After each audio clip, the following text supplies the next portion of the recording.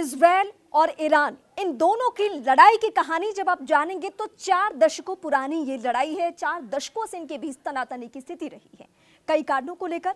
लेकिन आज हम आपको बीते 48 घंटे की कहानी बताएंगे कि बीते 48 घंटे में कितना माहौल खराब हो चुका है और जिसके वजह से स्थिति कितनी खराब हुई है। ईरान ने 300 मिसाइल दागी है।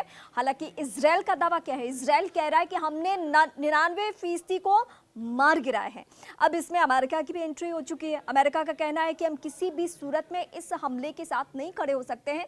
इजरायल के साथ, इजरायल के नागरिकों के साथ भरपूर हमारा सहयोग है। इस बीच ट्रंप का एक स्टेटमेंट आता है। वो कहते हैं कि मैं राष्ट्रपति होता तो ईरान की हमला करने की हिम्मत ही नहीं होती। यानी मिडिल ईस्ट के 2 देश आपस में भिड़ गए हैं।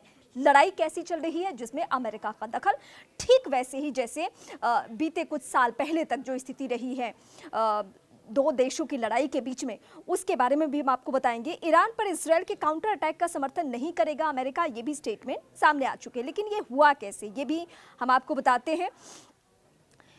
दुनिया क्या विश्व युद्ध के लिए तैयार है? किसी भी सूरत में इसका जवाब ना ही होगा। लेकिन जो बीते कुछ सालों से स्थिति बनी हुई है और जैसे 2 देश एक दूसरे के सामने आ जाते हैं, रूस और यूक्रेन की लड़ाई हालिया दिनों में आपने देख ली है, उसके बाद इजरायल और ईरान की लड़ाई और तनातनी की स्थिति भी हम तकरीबन कुछ महीनों से लगातार देख रहे हैं।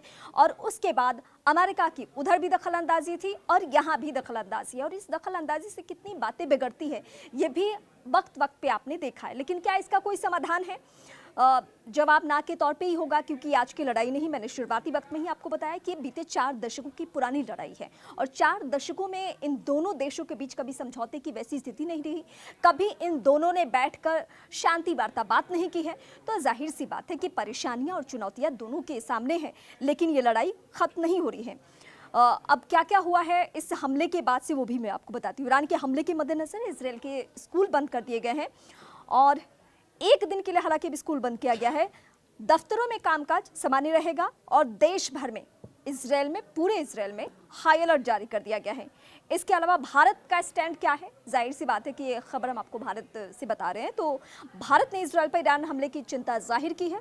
भारत ने इजरायल पर ईरान के हमले पर गहरी चिंता जताई है और विदेश मंत्रालय का स्टेटमेंट बहुत मायने रखता है, क्योंकि भारत इस वक्त ऐसी स्थिति में है कि अगर 2 देशों के आपस में भिड़ंत है तो वहाँ पर वो दखल अंदाजी करता है और कई बार तो उसकी बातों को तरजीह दी जाती है।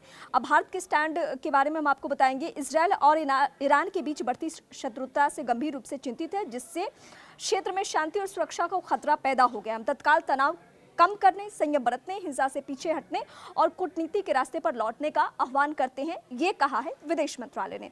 ईरान के हमले के बाद मिडिल ईस्ट में तनाव की स्थिति बढ़ गई है। नेतन्याहू ने क्या कहा है? नेतन्याहू का ये चेतावनी भरा लहजा भी आप कह सकते हैं कि हम हर तरीके से तैयार हैं। लेकिन आपको क्या लगता है कि ईरान इस धमकी के बाद, इस चेतावनी के बाद चुप बैठेगा, खामोश बैठेगा? क्योंकि 48 घंटे पहले ही अमेरिका से लेकर जो दुनिया के तमाम एक्सपर्ट्स हैं, उन्होंने ये संकेत दे दिया था कि ईरान हमला करेगा और वही सूरत बनी भी। हालांकि इजरायल हर स्तर पर यह कह रहा है कि हम अपने नागरिकों की सुरक्षा के लिए सक्षम हैं, हमने हर तरीके से तैयारी कर ली है। जो भी ड्रोन अटैक हुआ है 99% तक हमने अटैक करके मार गिराया है। लेकिन मिडिल ईस्ट के देशों में ये जो तनातनी की स्थिति है, आपकी नज़र में क्या ये विश्व युद्ध की तरफ बढ़ता हुआ कदम है? आप हमें कमेंट करके बता सकते हैं।